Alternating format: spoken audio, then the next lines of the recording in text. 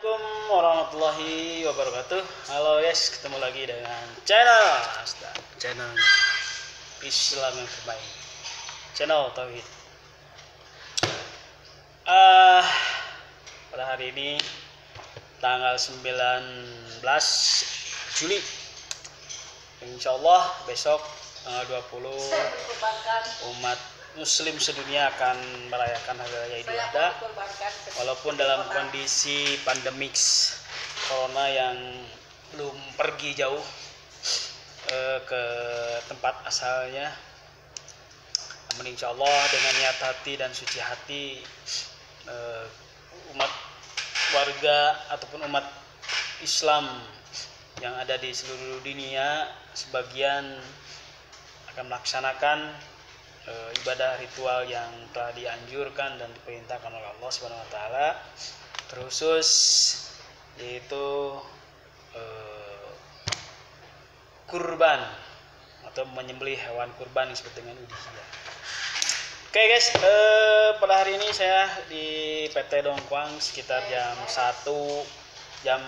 12.30, pada karyawan PT Dongkwang lagi istirahat.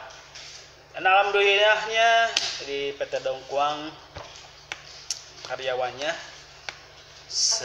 hampir kebanyakan pada hari ini sedang melaksanakan ibadah saum, yaitu yang disebut dengan ibadah saum Arafah, sunat Arafah, ibadah saum sunat Arafah.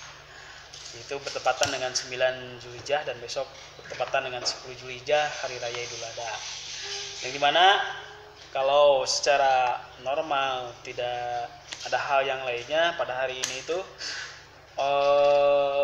umat muslim yang ada di Mekah ataupun ibadah haji sedang mengadakan suatu wukuf Arafah. Mudah-mudahan pada sehat semuanya. Karena kemarin melihat di berita ada sebagian warga Indonesia yang bisa melaksanakan ibadah haji warga Indonesia yang ada di Mekah. Oke, mudah-mudahan kita terus diberikan perlindungan oleh Allah, diberikan kesehatan dan keberkahan, dan insya Allah kita bisa sampai ke maghrib nanti saum puasa Arafah ini.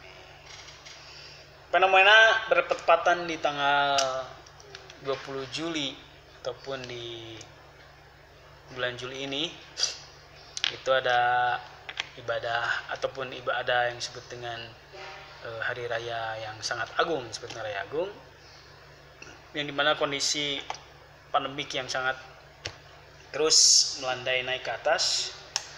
Maka pemerintah Indonesia mengeluarkan suatu kebijakan disebut dengan PPKM. Ya, mungkin itu adalah salah satu usaha daripada pemerintah Indonesia untuk mengendalikan COVID-19 yang sangat terus melandai. Namun tetap kita sebagai mukmin, sebagai muslimin, sebagai orang yang kuat dalam suatu akidah Islam, kita tetap bahwa ketaatan kita kepada Allah itu nomor satu. Walaupun dalam kondisi apapun, walaupun dalam kondisi berat, walaupun kondisi lapar, walaupun kondisi kekurangan, tetap bahwa kita adalah sebagai mukmin yang sejati, bahwa kita di nomor satu kan adalah ketaatan kita kepada Allah Subhanahu wa taala, tidak akan pernah meninggalkan ataupun lepas sedikit pun dalam akidah kita. Pertahankan akidah kita adalah akidah tauhid, bahwa Allah itu adalah sebagai Rabb, la ilaha illallah, tidak Tuhan selain Allah. Namun di dalam Islam itu Rasulullah mengajarkan ada beberapa suatu hal-hal siasah ketika kita menjalankan suatu ibadah ataupun perintah Allah ataupun melaksanakan perintah dan contoh Rasulullah. Allah dan Rasulnya pun mengajarkan, dan Rasul pun selalu bijaksana dan tegas ketika melaksanakan ataupun memberikan contoh ibadah. Namun tetap karena bahwa kita ini sebagai mukmin yang dimana innallaha yashtaru minal mu'minin, bahwa kita itu telah dibeli oleh Allah. Apapun dalam kondisi, ketika Allah perintahkan, walaupun sampai sejauhnya kita harus mengorbankan suatu diri kita tetap laksanakan. Namun dengan segala hal siasa dan dengan hal segala melihat madarat dan halnya, maka kenapa tidak bahwa kita tetap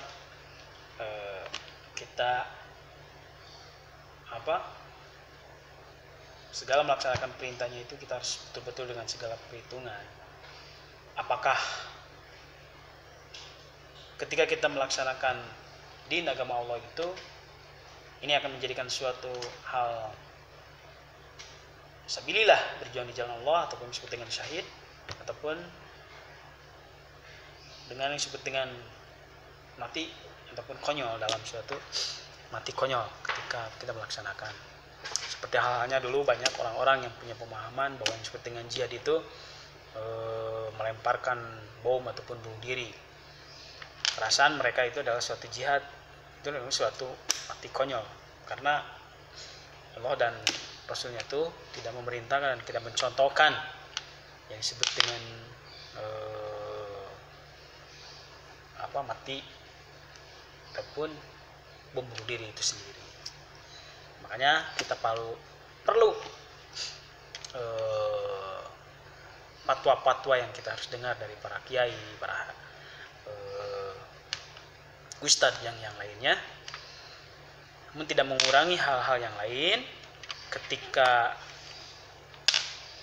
masa zaman Rasulullah, ketika kondisi ada suatu wabah seperti ini, apakah ibadah-ibadah secara ritual kepada Allah itu banyak perubahan dan tidak, maka terus menjadikan suatu pertimbangan dalam melaksanakan suatu ibadah kepada Allah. Kita gali ataupun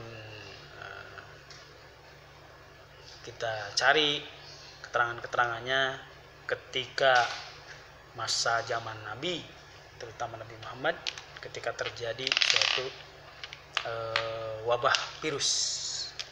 Karena zaman yang disebut dengan virus ataupun wabah itu bukan suatu hal yang baru ketika masa-masa sekarang. Zaman dulu pun para nabi itu ada, dan tetap para nabi itu adalah suatu ujian dari Allah. Bagaimana ketika Allah uji dengan suatu ketakutan, wal khauf, dan kekurangan makanan, dan ujian suatu virus, bencana kepada para nabinya, tapi betul-betul para nabinya itu terus taat dan tunduk kepada Allah, tidak pernah melanggar daripada suatu syariah yang diperintahkan oleh Allah Subhanahu wa taala. Oke, guys, mudah-mudahan kebijakan pemerintah Indonesia ini menjadikan suatu kebijakan yang terbaik bagi warganya. Dan tapi tetap saya pesan, terima kasih. Assalamualaikum warahmatullahi wabarakatuh.